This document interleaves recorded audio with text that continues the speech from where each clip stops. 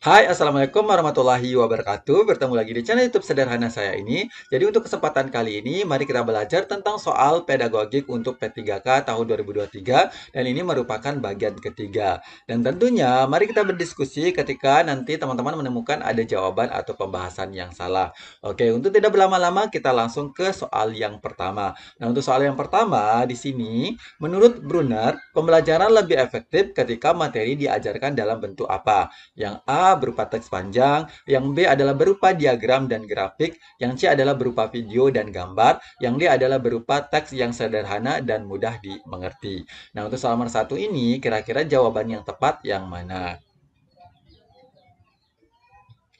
Oke, jadi untuk nomor satu ini, jawaban yang tepat adalah yang C, yaitu berupa video dan gambar. Nah, kenapa jawabannya adalah C, yaitu berupa video dan gambar? Sekarang kita lihat uraian singkatnya terkait dia dengan nomor satu. Nah, jadi untuk nomor satu ini, Jerome Brunner ini adalah seorang psikolog kognitif yang terkenal. Nah, di sini beliau mengemukakan teori pembelajaran konstruktivis. Nah, salah satu konsep penting dalam teorinya adalah pembelajaran berbasis penemuan atau pembelajaran discovery. Nah, Brunner percaya bahwa pembelajaran lebih efektif ketika materi diajarkan dalam bentuk penemuan oleh siswa, bukan hanya melalui pemberian informasi secara langsung oleh guru.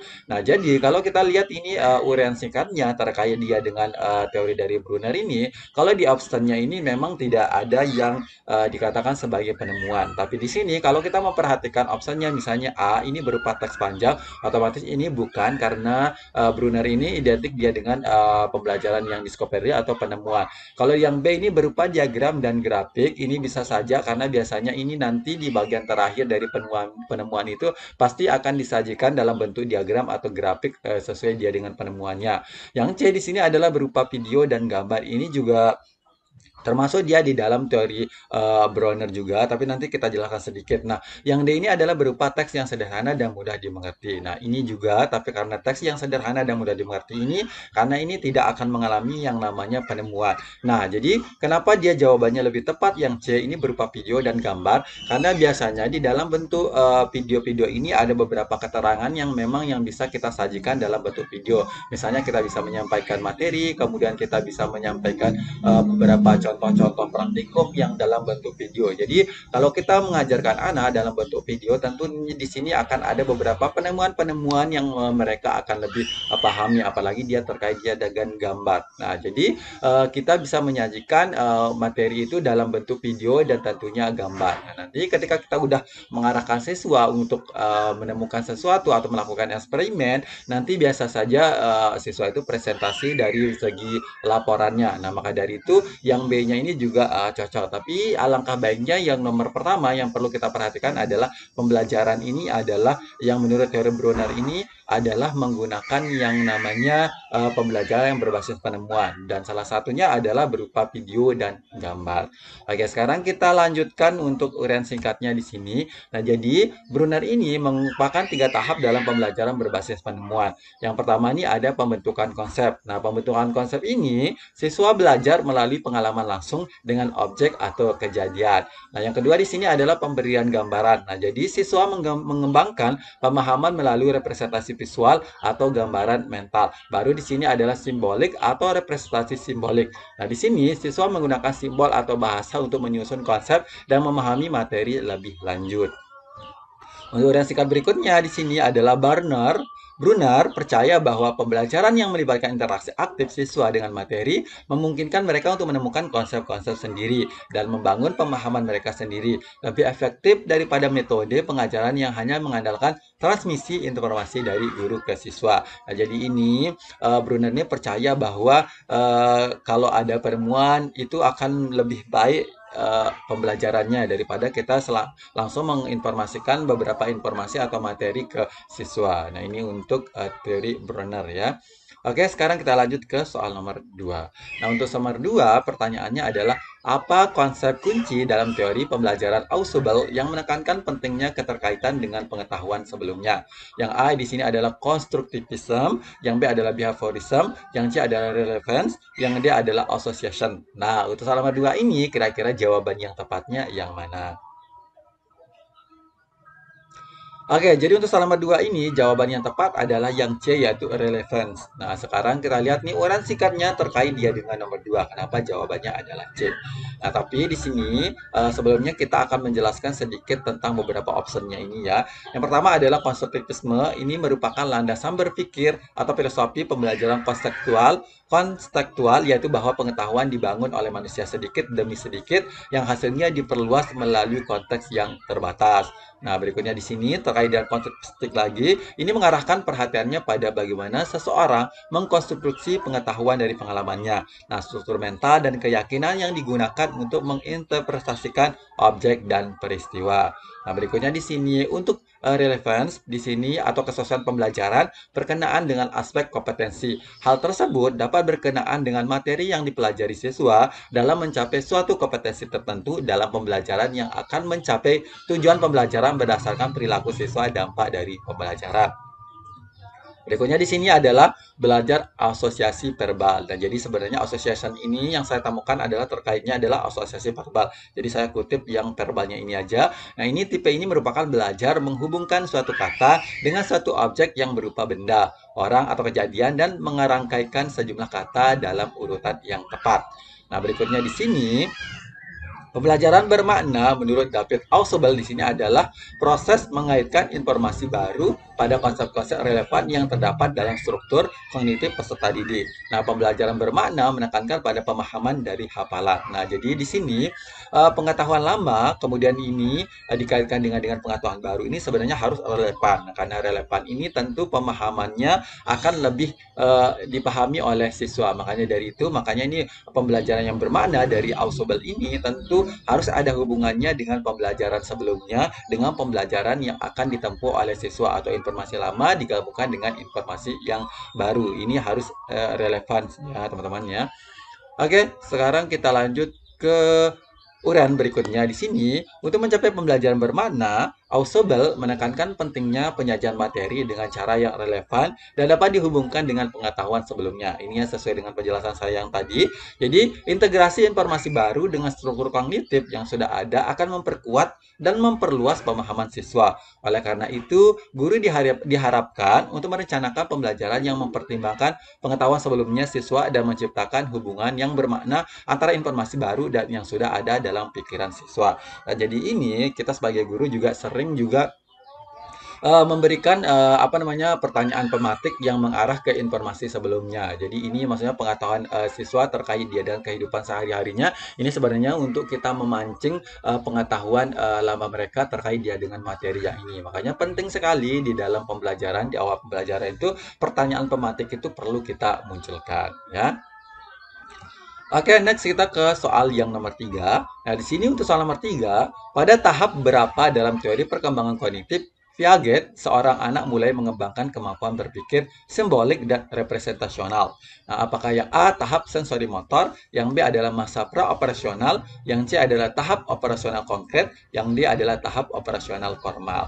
Nah, untuk soal nomor 3 ini, teman-teman kira-kira jawaban yang tepat yang mana? Oke, jadi teman-teman, untuk soal nomor 3 ini, jawaban yang tepat adalah yang C, yaitu tahap operasional konkret. Nah, sekarang kita lihat uraian singkatnya. Nah, di sini kita langsung saja ke satu, yaitu tahap sensori motor. Nah, jadi ini ada untuk teori perkembangan kognitif Piaget ini ada beberapa pembagiannya ya. Jadi yang pertama itu ada tahap sensori motor, ini usianya adalah 18 sampai dengan 24 bulan. Di mana di tahap ini ada beberapa kemampuan yang dimiliki oleh anak. Nah, jadi yang kita mulai ya, anak akan belajar untuk mengenal diri sendiri dan dunia luar melalui kemampuan sensorik, melihat dan mendengar, serta tindakan motorik yaitu menyentuh dan menggapai. Berikutnya di sini, semua hal yang dipelajari anak pada tahap sensori motor akan didasarkan pada pengalaman dan trial and error. Ya. Misalnya, anak akan menangis jika ingin mendapatkan perhatian atau mengetahui keberadaan orang tua saat bermain petak umpet. Oke, berikutnya di sini yang nomor 2 di sini ada tahap praoperasional ini di usia 2 sampai dengan 7 tahun. Di mana untuk tahap operasional ini adalah masa di mana anak akan mengembangkan kemampuannya dalam mengingat dan berimajinasi. Selain itu, pada tahap ini anak memiliki kecenderungan untuk meniru cara seseorang dalam berbicara dan berperilaku. Nah, di sini perlu diketahui juga pada tahap ini anak masih belum bisa menggunakan logika maupun menggabungkan dan memisahkan pikiran atau idenya. Hal inilah yang membuat anak usia 2 sampai dengan 3 tahun ini kerap memiliki teman imajinasi. Nah, ini untuk tahap praoperasional ya. Oke, berikutnya kita lanjut ke yang nomor 3 yaitu tahap operasional konkret. Ini usianya 7 sampai dengan 11 tahun ya. Nah, di mana untuk tahap operasional konkret ini ditandai dengan perkembangan kemampuan pemikiran logika namun hanya untuk objek fisik. Berikutnya salah satu contoh perkembangan kognitif anak pada tahap operasional konkret adalah anak dapat memahami bahwa air bisa membeku dan mencair. Kemudian mampu mengatur serta mengurutkan krayon berdasarkan warnanya dan lain sebagainya. Oke, berikutnya di sini yang keempat adalah tahap operasional formal. Ini usianya adalah 12 tahun ke atas ya. Nah, di sini saat memasuki tahap ini, anak akan memperoleh kemampuan untuk berpikir secara abstrak, kemudian menggunakan logika untuk menyelesaikan masalah dan belajar merencanakan sesuatu. Di sini selain itu, tahap operasional formal juga memungkinkan anak untuk mulai memeriksa, menilai dan mengevaluasi pikiran atau tindakannya sendiri. Nah, di sini untuk tambahannya adalah dalam teori perkembangan kognitif Piaget, kemampuan berpikir simbolik dan representasional muncul pada tahap operasional konkret. Tahap ini biasanya terjadi pada usia sekitar 7 hingga 11 tahun. Pada tahap ini, anak-anak mulai dapat melakukan operasi mental dan menggunakan simbol-simbol untuk mempresentasikan objek dan peristiwa dalam pikiran mereka.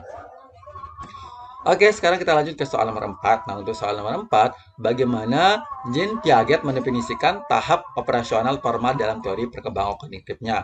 Nah, yang A adalah kemampuan untuk berpikir abstrak, yang B adalah perkembangan bahasa yang cepat, yang C adalah pemahaman logika formal, yang D adalah proses menggabungkan pengetahuan lama dengan pengetahuan baru. Nah, untuk soal nomor 4 ini, kira-kira jawaban yang tepat yang mana?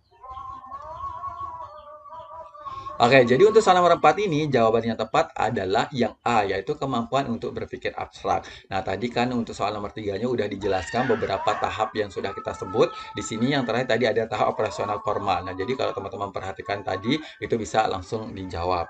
Oke, sekarang kita lihat uraian singkatnya. Jadi, teori perkembangan kognitif Jean Piaget atau teori Piaget menunjukkan bahwa kecerdasan berubah seiring dengan pertumbuhan anak. Nah, perkembangan kognitif seorang anak bukan hanya tentang memperoleh pengetahuan, anak juga harus mengembangkan atau membangun mental. Nah, di sini untuk tahap-tahapannya tadi kan udah dijelaskan, tapi tidak ada salahnya. Jadi tahapannya itu ada yang sensorimotorik, kemudian ada praoperasional, kemudian ada operasional konkret, dan yang terakhir adalah operasional formal.